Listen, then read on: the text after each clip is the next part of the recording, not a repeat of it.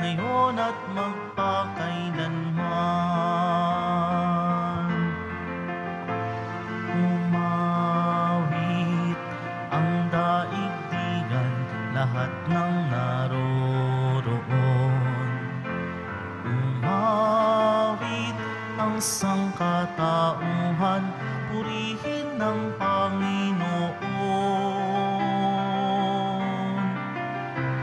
Papuri sa kaitaasan, siya'y papurihan, Diyos ng lahat. O papuri sa kaitaasan, siya'y papurihan, ngayon at magpakailanman.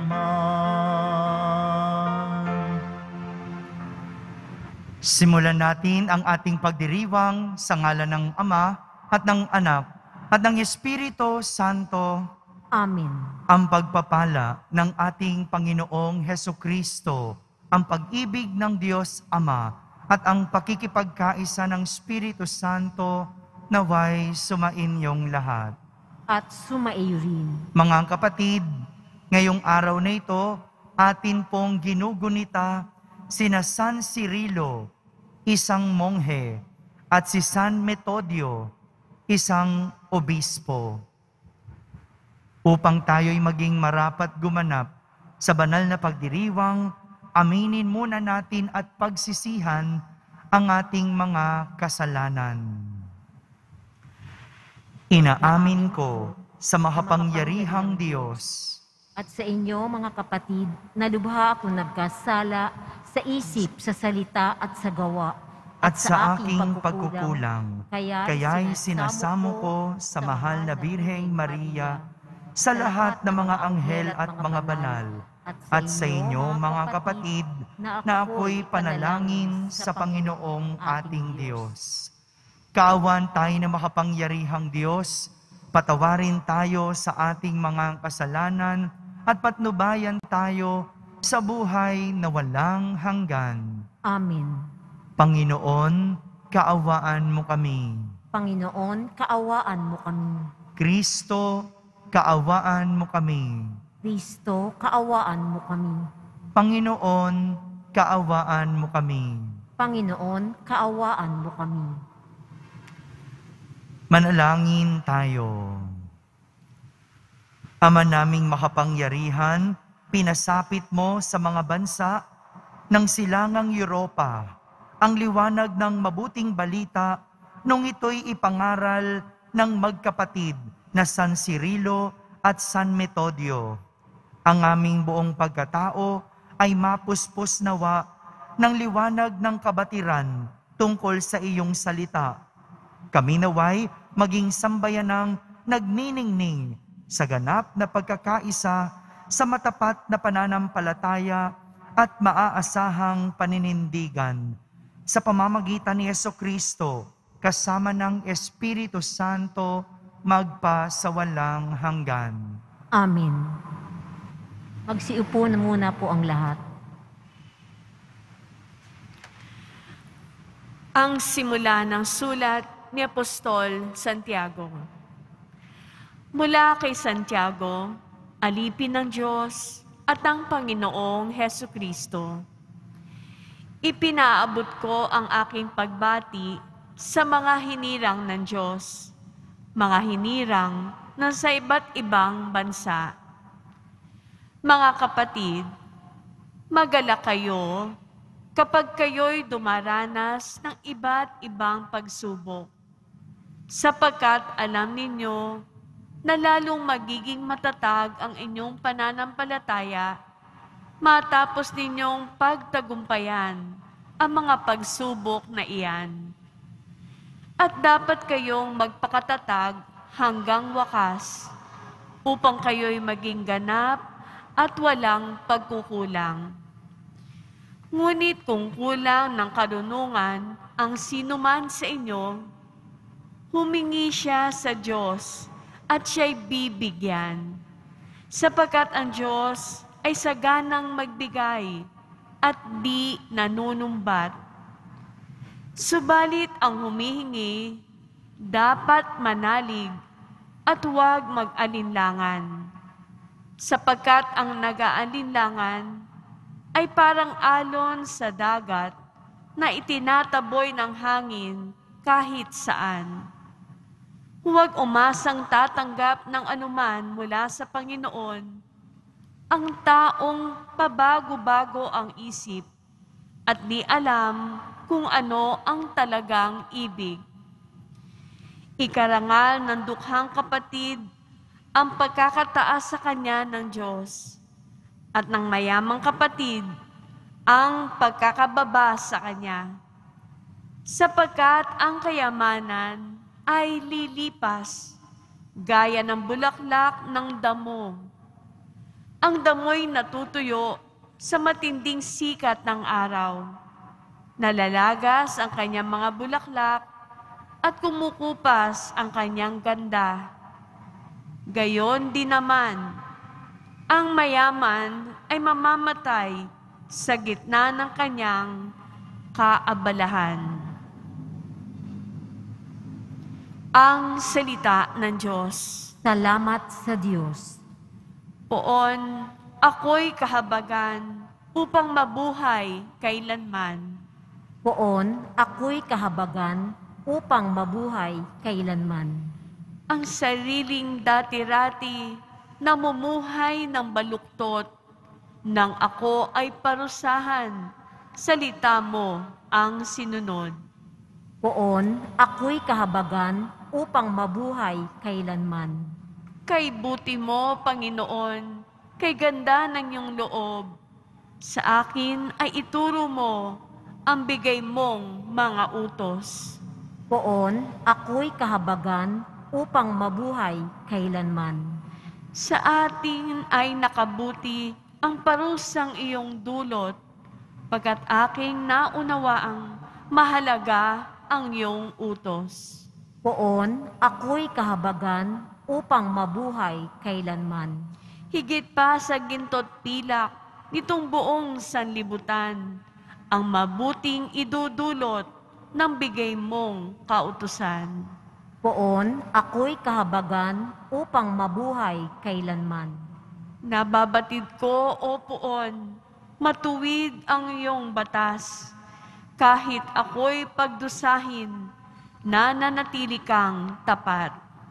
Poon, ako'y kahabagan upang mabuhay kailanman. Aliwin mo sana ako niyang pag-ibig mong lubos, katulad ng binitiwang pangako sa iyong lingkod. Poon, ako'y kahabagan upang mabuhay kailanman. Magsitayo na po ang lahat.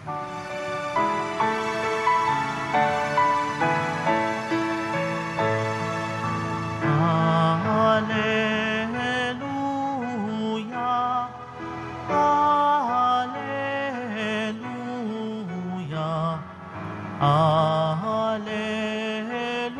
Alleluia, Alleluia.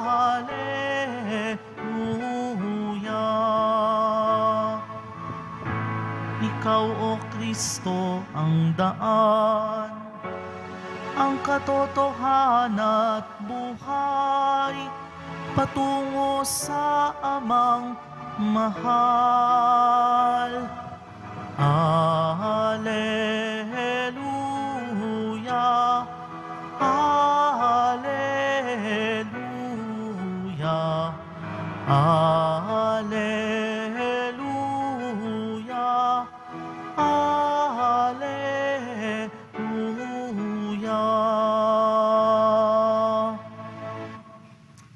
Sumainyo ang Panginoon. At sumaiyo rin. Ang mabuting balita ng Panginoon ayon kay San Marcos. Papuri sa iyo, Panginoon.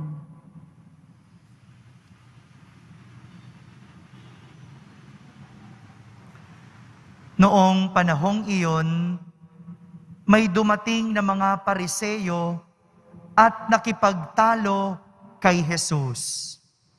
Ibig nilang masilo si Jesus. Kaya hiningi nila na magpakita siya ng isang tanda mula sa langit. Napabuntong hininga ng malalim si Jesus. At ang wika, bakit naghahanap ng tanda ang lahing ito? Sinasabi ko sa inyo, hindi sila pagpapakitaan ng anumang tanda. Iniwan niya sila at pagkasakay sa bangka ay tumawid sa ibayo. Mga kapatid, ang mabuting balita ng Panginoon. Pinupuri ka namin, Panginoong Hesukristo. Magsiupo po ang lahat. Isang magandang araw po sa inyong lahat. Kapag ang isang tao ay gustong makaalam, o kaya naman kapag ang isang tao ay mayroong nais malaman sapagkat hindi niya alam, ang ginagawa nito ay nagtatanong. Tama po ba? Nagtatanong tayo, di ba? Kapag gusto mong makaalam sa eskwelahan, nagtatanong. O dati, nung wala pa yung mga ways, di ba? Nagtatanong tayo ng daan, di ba? Pag gusto mong makaalam, ikaw ay nagtatanong. Ang salitang tanong sa Ingles ay,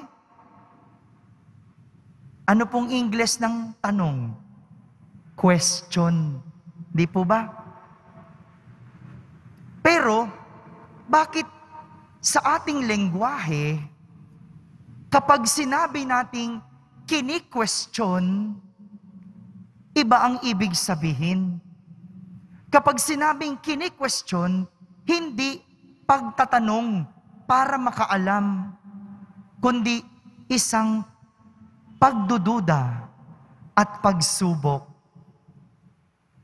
Pag sinabi mong kinu-question, hindi mo gustong makaalam, kundi gusto mong subukin dahil pinagdududahan mo ang kanyang sinasabi. Mga kapatid, parang ganito ang nangyari at ginawa ng mga Pariseyo kay Jesus sa ating ebanghelyo. Sila ay naghahanap ng tanda mula sa langit. At ginawa nila ito para masilo o subukin si Jesus. Pinagdududahan kasi nila si Jesus. Ang mga Pariseyo, maalam pagdating sa salita ng Diyos. Kumbaga, maituturing na kilalang kilala nila ang Diyos. Sapagkat sila'y mga dalubhasa. Sila yung mga tao sa templo na nangangaral tungkol sa salita ng Diyos. Pero, kini-question nila si Jesus. Dahil duda sila kay Jesus. Dahil gusto nilang subukin si Jesus. Hindi sila nagtatanong tungkol sa tanda para makaalam. Kini-question nila dahil duda at sinusubok nila si Jesus. Kaya nga, iniwan sila ni Jesus.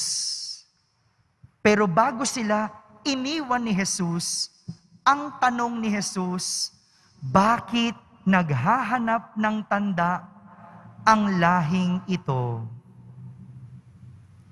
Nagtanong si Jesus kasi hindi niya mapagtagpo.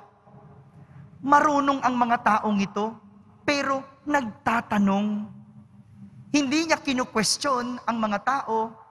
Gusto niyang maunawaan. Gusto niyang maintindihan. Kasi ang mga Pariseyo, kilala ang Diyos. Pero bakit naghahanap ng tanda? Hindi ba? Hindi tugma? Hindi ba kapag sinabing mahal o iniibig mo ang isang tao, Ibig sabihin, naniniwala at may tiwala ka sa tao. Kapag naniniwala ka sa tao, ibig sabihin, kilala mo kasi siya. Hindi ka naman maniniwala kung hindi mo kilala. At alam mo na pinaniniwalaan mo siya at dahil dito, ikaw ay nagtitiwala. Kaya nga, masakit kapag sinasabi mong mahal o iniibig mo ang isang tao pero pinagdududahan mo. Tinatawag mong asawa pero kini-question mo. Sinasabi mong kasintahan pero hindi mo pinaniniwalaan ang sinasabi. O hindi ba? Nag-text na nga. Sabi, gagabihin ng uwi dahil nag-overtime. Pero, pag uwi, anong sasabihin mo? Bakit ngayon ka lang? Sinong kasama mo? Saan ka galing? Diba? Sinabi na nga, nag-overtime. Tapos, sasabihin mo, nagtatanong lang naman ako. Hindi pagtatanong yun, pangungwestiyon. Kasi alam mo na, pero kini-question mo pa dahil duda ka. O kaya, sinabi na kung sinong kasama, kini-question pa kung kaano-ano niya ang kasama. Parang ganito rin naman sa ating pananampalataya. 'Di ba? Sabi mo, ikaw ay deboto. 'Di ba? Ikaw ay katoliko. Kilala at nagtitiwala ka sa Diyos. Pero bakit naghahanap ka pa ng tanda? Hindi mo pa ba alam na ang Diyos ay hindi magpapabaya? Duda ka pa ba sa mga bagay na kayang gawin ng Diyos? Hindi ba't nakakainis? Marahil ganito ang naramdaman ni Jesus sa mga Pariseo. Alam naman ni Jesus na kini-question siya dahil kilala niya ang mga Pariseo na maalam tungkol sa Diyos. Pero sinubok pa nila. Kaya ang sabi ni Jesus sa mga nagdududa at sumusubok sa Kanya, hindi sila pagpapakitaan ng anumang tanda. Mga kapatid, sa halip na magduda, sa halip na mangwestiyon, palalimin ang pananampalataya at pagtitiwala. Amen. Magsitayo po ang lahat. Minamahal kong mga kapatid, bumaling tayo sa Diyos Ama sa panalangin para sa biyaya na makapagbagong buhay at matatag na maniwala sa panawagan ni Kristo sa pagbabalik loob. Ating sambitin sa bawat panalangin, Diyos ng kaligtasan, maging bukas nawa kami sa iyo. Diyos ng kaligtasan, maging bukas na nawa kami sa iyo. Ang mga pinuno ng simbahan, naway walang hanggang kapagurang maging tagapaghatid ng mensahe ng Diyos ng pagsisisi. Manalangin tayo. Diyos ng kaligtasan, maging bukas nawa kami sa iyo. Bilang mga makasalanan, naway mas malalim nating maunawaan ang pag-ibig at awa ng Diyos para sa lahat ng nagbabalik loob. Manalangin tayo. Diyos ng kaligtasan, maging bukas nawa kami sa iyo.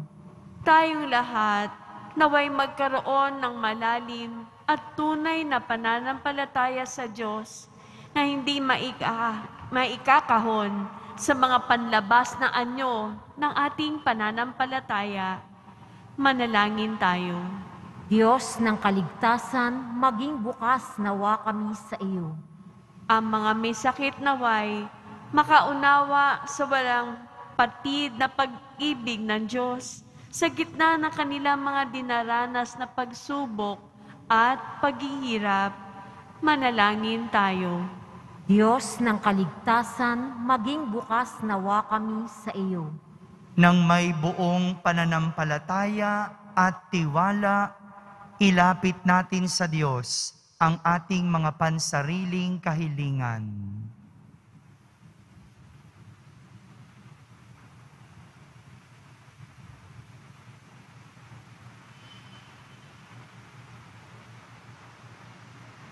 Manalangin tayo. Diyos ng kaligtasan, maging bukas nawa kami sa iyo. O Panginoon, gabayan mo ang lahat ng araw ng aming masalimuot na buhay. Bigyan mo kami ng kaligtasan at banal na kapayapaan. Hinihiling namin ito sa pamamagitan ni Kristo na aming Panginoon. Amen. Magsiupo muna po ang lahat.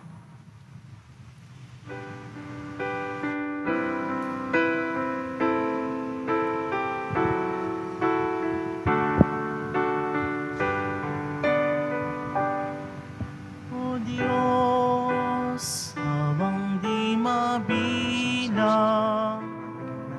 tanggapin mo yaring aming alay. Gawin ito bilang tanda ng aming kaligtasan. Narito, O Ama, alak at tinapay, bunga ng lupa at ng aming paggawa. Tumayo na po ang lahat. Manalangin kayo mga kapatid upang ang paghahain natin ay kalugdan ng Diyos amang makapangyarihan. Tanggapin nawa ng Panginoon itong paghahain sa iyong mga kamay, sa kapurihan niya at karangalan, sa ating kapakinabangan at sa buong sambayanan niyang banal. Ama naming lumikha, tunghayan mo ang mga alay naming nasa dambana, ngayong sina San Cirilo at San Metodio ay ginugunita, upang ang paghahaing ito na sa kanila'y nagpadakila ay magdulot sa amin ng patawad mong sagana. Sa pamamagitan ni Jesucristo, kasama ng Espiritu Santo, magpa sa walang hanggan. Amen. Sumainyo ang Panginoon. At sumaiyo rin. Itaas sa Diyos ang inyong puso at diwa. Itinaas na namin sa Panginoon. Pasalamatan natin ang Panginoong ating Diyos. Marapat na siya ay pasalamatan. Ama naming makapangyarihan, tunay ngang marapat na ikaw ay aming pasalamatan sa pamamagitan ni Jesucristo na aming Panginoon.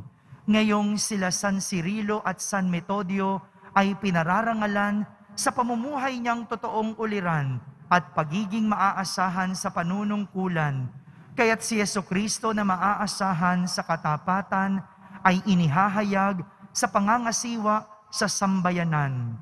Ang malasakit ng mga ulirang tagapangasiwa noon ay nagpapatuloy magpahanggang ngayon sa mga panalangin kanilang iniuukol kaisa ng sambayanan mong dito'y nagtitipon. Kaya kaysa ng mga anghel na nagsisiawit ng papuri sa iyo nang walang humpay sa kalangitan, kami nagbubunyi sa iyong kadakilaan. Santo, Santo, Santo, Panginoong Diyos ng mga hukbo, napupuno ang langit at lupa ng kadakilaan mo, hosana sa kaitaasan. Pinagpala ang naparirito sa ngalan ng Panginoong, hosana sa kaitaasan. Magsiluhod po ang lahat. Ama naming banal, ikaw ang bukal ng tanang kabanalan. Kaya't sa pamagitan ng iyong Espiritu, ay gawin mong banal ang mga kaloob na ito, upang para sa amin ay maging katawan at dugo ng aming Panginoong Hesukristo. Bago niya, pinagtiis ang kusang loob na maging handog, hinawakan niyang tinapay, pinasalamatan kanya, pinaghati-hati niya iyon, iniabot sa kanyang mga lagad at sinabi, "Tanggapin ninyong lahat ito at kanin, ito ang aking katawan na inihahandog para sa inyo."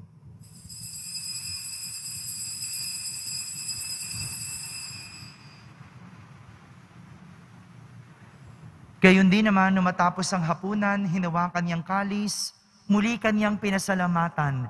Iniabot niya ang kalis sa kanyang mga alagad at sinabi,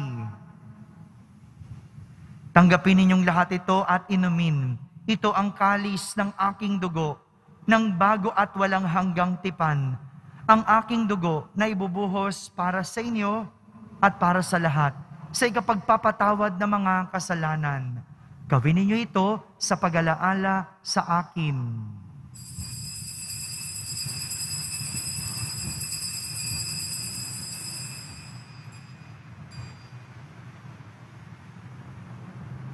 Magsitayo po ang lahat. Ipagbunyi natin ang misteryo ng pananampalataya. Si Kristo ay gunitain, sarili ay inihain, bilang pagkain-inumin, pinagsasaluhan natin hanggang sa siya'y dumating.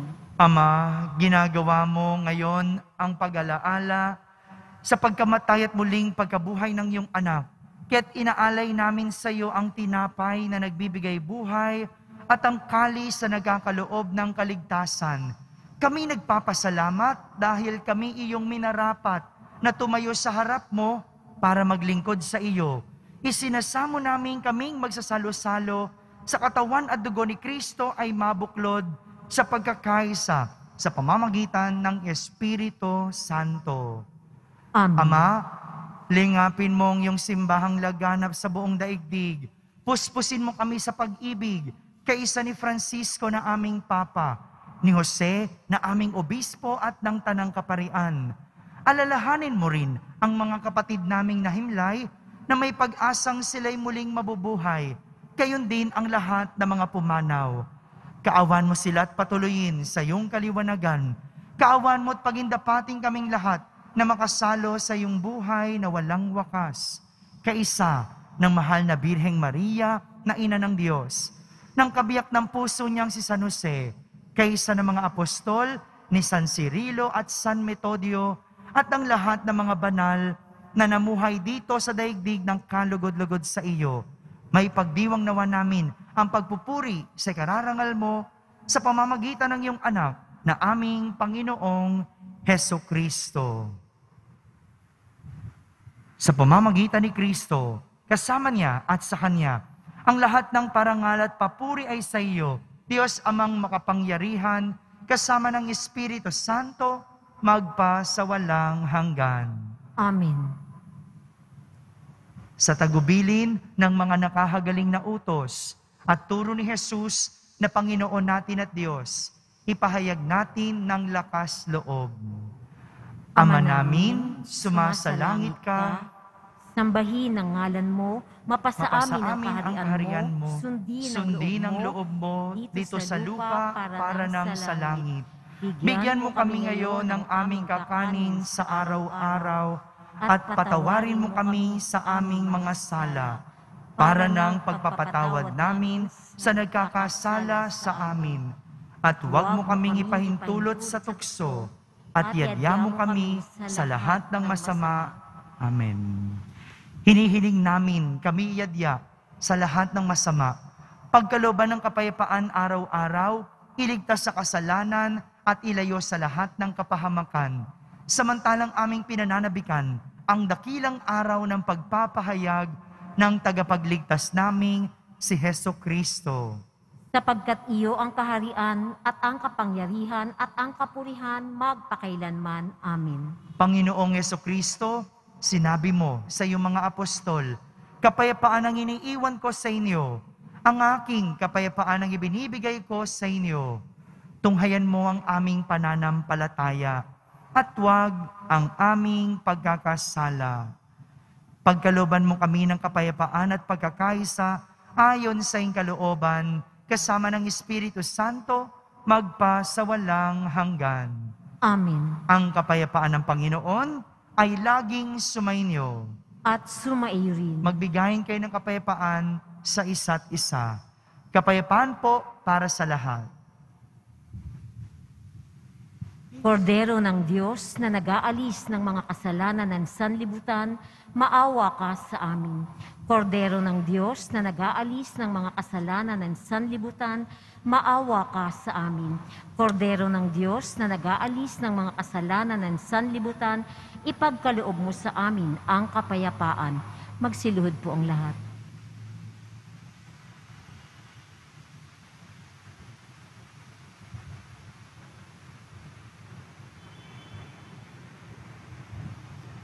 Ito ang kordero ng Diyos. Itong nag-aalis ng mga kasalanan ng sanlibutan. Mapalad ang mga inaaniyahan sa kanyang piging. Panginoon, hindi ako karapat-dapat na magpatuloy sa iyo, ngunit sa isang salita mo lamang ay gagaling na ako. Ang katawan ni Kristo. Amen.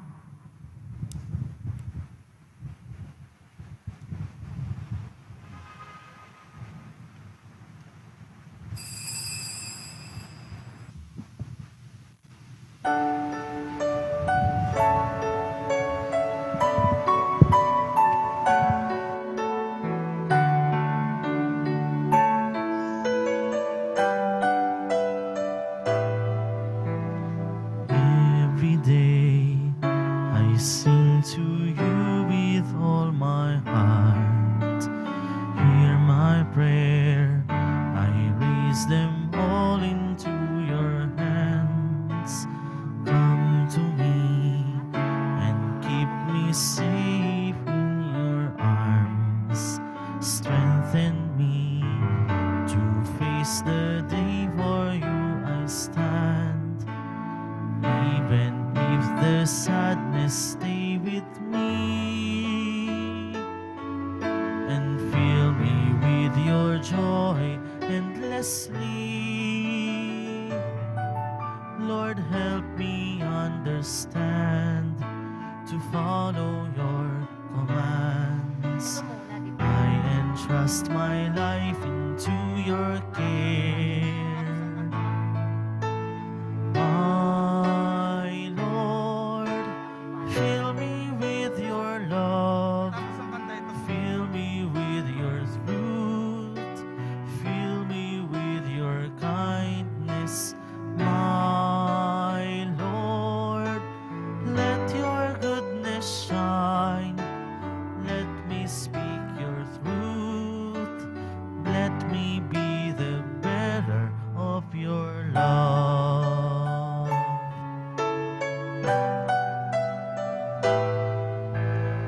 Every day, let me proclaim and testify. In your word, show me your way, for you are light. You alone can bring all wonders in this life.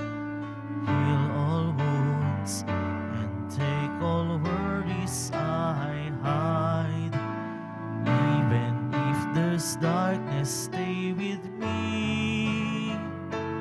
And in your hands I hold faithfully. Lord, feel your grace inside. Grant me what you desire. I raise all my voice, Lord, sing with me. My Lord, fill me with your love, fill me with your truth, fill me with your kindness. My Lord, let your goodness shine, let me speak your truth, let me be the bearer of your love. Let me speak your truth, let me be the bearer of your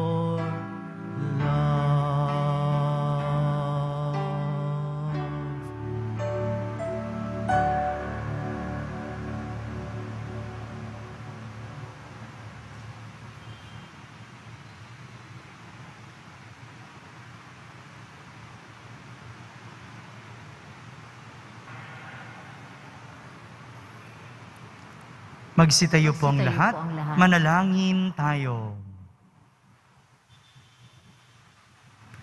Ama naming mapagmahal, ang mga nakinabang ngayong ginugunita, sina San Cirilo at San Metodio, ay pagtibayin nawa at pag-ibayuhin sa paninindigan sa kabuuan ng pananalig at sa pagtahak sa ipinakitang landasing hahantong sa pagkasagip. Sa pamamagitan ni Jesucristo, kasama ng Espiritu Santo, magpa sa walang hanggan. Amen. Manalangin kay San Roque. Ating ipagdasal ang lahat ng mga may sakit at nahihirapan ngayong pandemic. Pagdasal po natin ang buong mundo, ang ating bansa, at higit sa lahat ang ating pamahalaan. O pinagpalang San Roque, pintakasi ng mga may karamdaman, lingapin mo po ang aming mga kapatid na nasa banig ng karamdaman. Ang iyong pamamagitan ay sadyang makapangyarihan na nung ikay narito pa sa daigdig, marami ang gumaling dahil sa pag-antanda mo sa kanila ng kamahal-mahalang krus. Ngayong ikay niluluwalhati na dyan sa langit, nananalig kaming ang iyong pamamagitan ay lubhang magaling.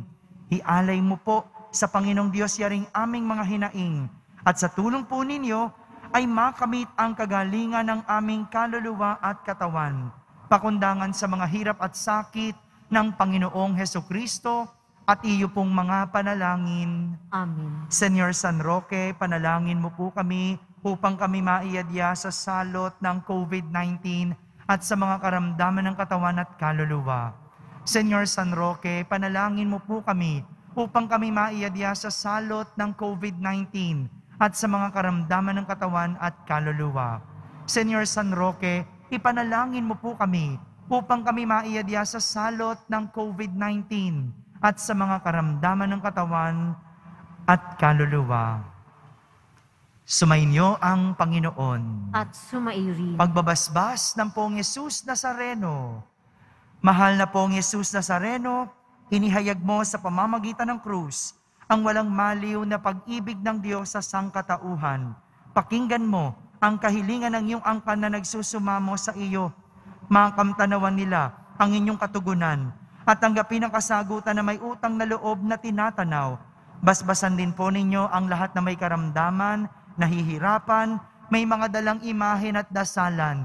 Sa pamamagitan ng bendisyon na ito, naway maalala nila ang mga pangako nila noon sa binyag na ikaw ang kanilang iibigin at pagdilingkuran bilang Panginoon magpa sa walang hanggan.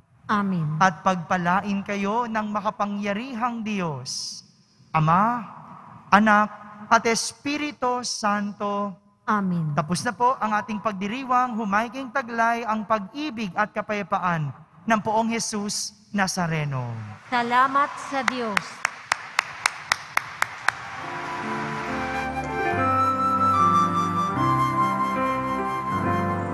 Nuestro Padre Jesus Nazareno, sinasamba ka namin. Pinipintuho ka namin, aral mo ang aming buhay at kaligtasan. Nuestro Padre Jesus Nazareno, iligtas mo kami sa kasalanan. Ang krus mong kinamatayan ay sagisag ng aming kaligtasan. Nuestro Padre Jesus Nazareno, dinarangal ka namin. Nuestro Padre Jesus Nazareno, nilulwalhati ka namin. Nuestro Padre Jesus Nazareno, dinarangal ka namin. Nuestro Padre Jesus Nazareno, nilulwalhati ka namin.